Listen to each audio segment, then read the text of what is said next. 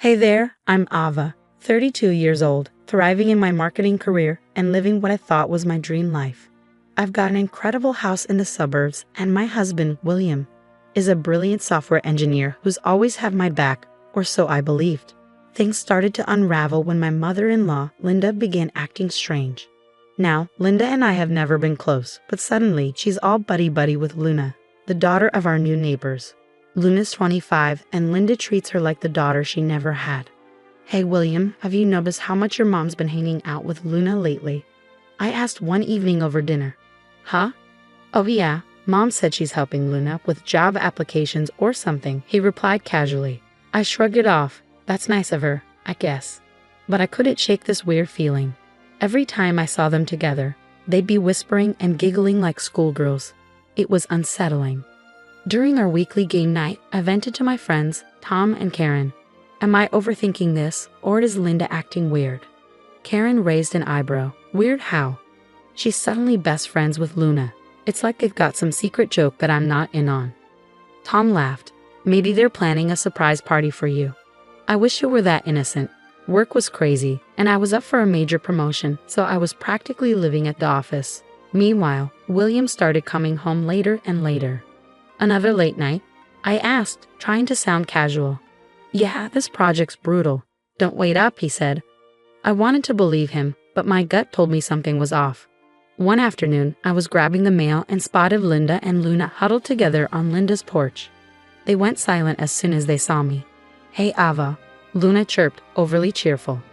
How's work? Busy, I replied, forcing a smile.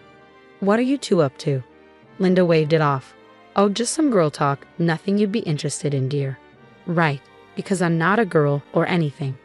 That night, I couldn't sleep, replaying all the strange vibes in my head. The whispers, the late nights, the awkward silences. Was I just being paranoid, or was something seriously wrong? Little did I know, my perfect life was about to implode. The people I trusted were the ones holding the matches, ready to burn it all down.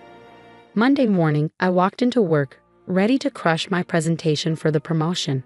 But something felt off. People were whispering, giving me sideways glances. After my presentation, my boss, Mr. Johnson, called me into his office. Aha, we need to talk, he said, looking uncomfortable. There've been some rumors about us.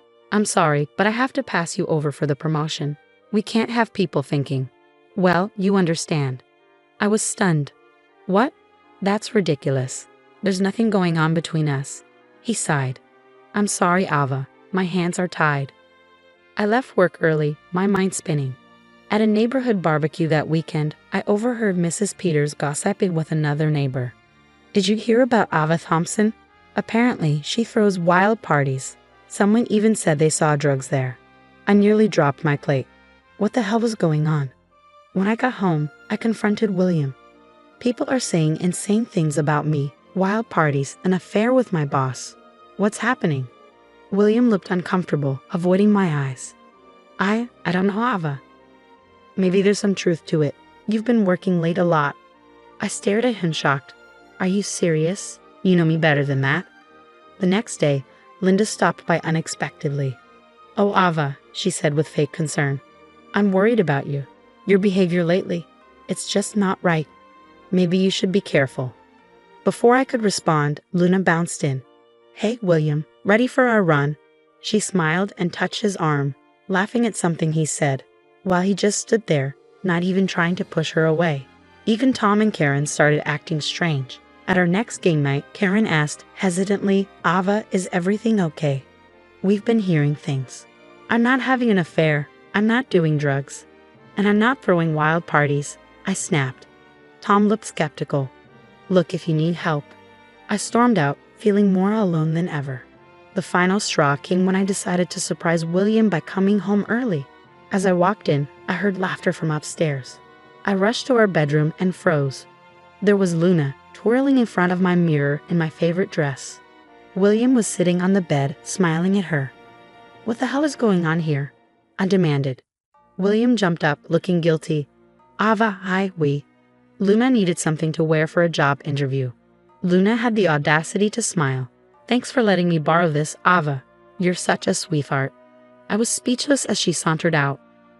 I turned to William, incredulous. First my clothes, and what's next?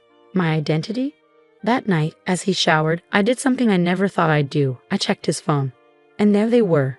Text after text between him and Luna. Nothing outright incriminating, but the flirty undertones were undeniable.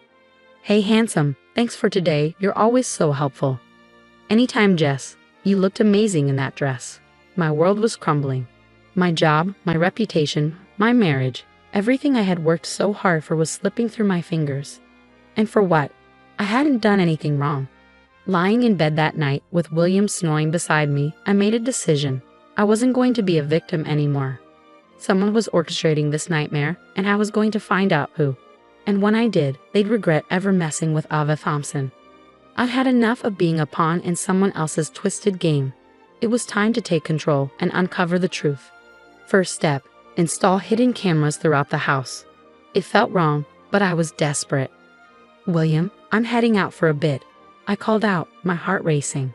Sure, babe. Everything okay? I forced a smile. Just peachy. Next stop, a private investigator's office. Dave, the PI, looked like he'd seen it all.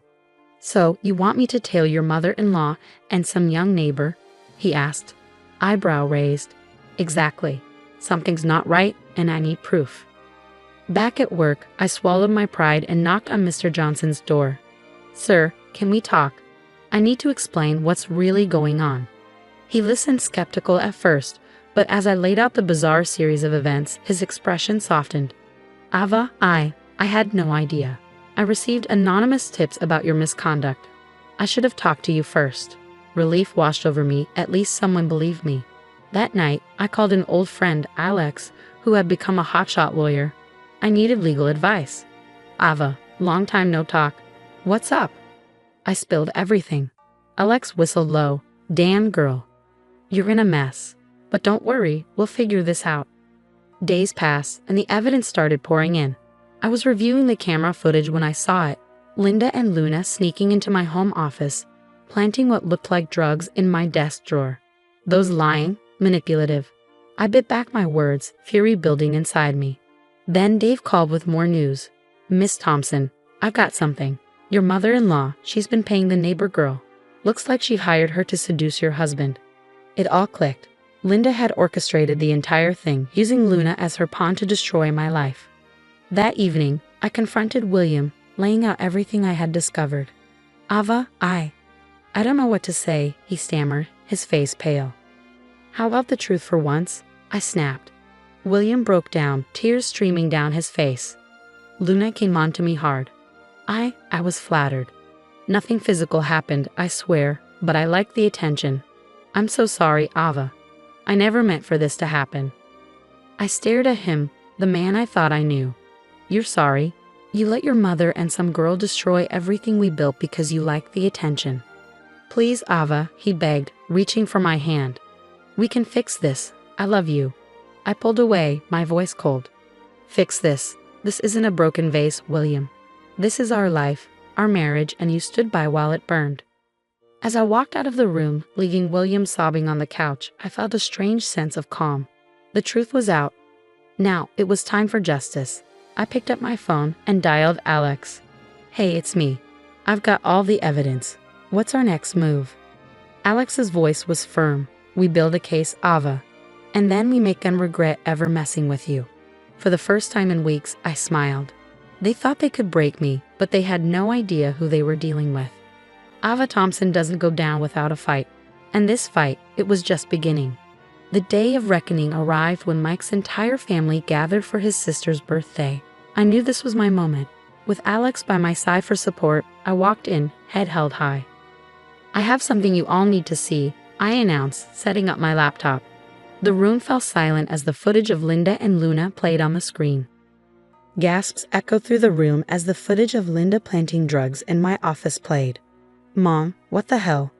Mike's sister exclaimed, her face a mix of shock and disgust. Linda sputtered, her face flushed. It's not what it looks like, but I wasn't done. I turned to William's siblings, holding their gaze. Did you know about Linda's gambling problem? She's been embezzling from Dad's pension to fund it. I presented the bank statements and casino records for all to see. The shock on their faces deepened. Finally, I addressed the neighbors. And Luna, this isn't her first rodeo. She has a history of conning married men. I've got testimonies from her previous victims. The final bomb had dropped. The fallout was immediate and intense. William's family turned on Linda, their voices rising in anger and disbelief. In the chaos, my phone buzzed. It was Mr. Johnson. Ava, the board reviewed everything. We want to offer you the promotion, along with a public apology. Can you come in tomorrow? I smiled, feeling vindicated. Absolutely, sir. Thank you. As the dust began to settle, William approached me, his eyes pleading. Ava, please. I know I messed up, but can't we try to work this out? I love you. I took a deep breath, steadying myself. No, William, we can't. My lawyer will be in touch with the divorce papers. His face crumpled in pain, but I had my own scars too. I turned and walked away, head held high, ready to begin a new chapter. 1 year later, I stood in the kitchen of my dream house, sipping coffee as sunlight streamed through the windows. So much had changed. My new job was challenging, fulfilling, and I had started a support group for victims of family betrayal, turning my pain into a purpose. My phone buzzed.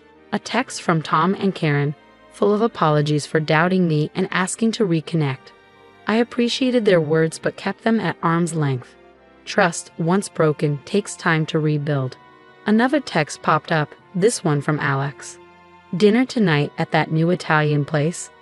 I smiled, considering it. Alex had been my rock through everything. Maybe it was time to see where this could lead. I turned away from the window and caught a glimpse of my reflection in the mirror. The woman staring back at me was stronger, wiser, and fiercely independent. The scars were still there, deep beneath the surface, but they no longer defined me. I'll never let toxic people dim my light again, I promised myself. With that, I grabbed my keys, ready to face the day. My past had tried to break me, but instead, it had forged me into someone unbreakable. And that woman, she was ready to take on the world. Now I have a question for you. If you were in my shoes, would you have given William a second chance, or do you believe betrayal like this is unforgivable? Where do you draw the line between forgiveness and self-respect? Is there ever a situation where you would take back someone who stood by while others tried to destroy your life? Share your thoughts in the comments below.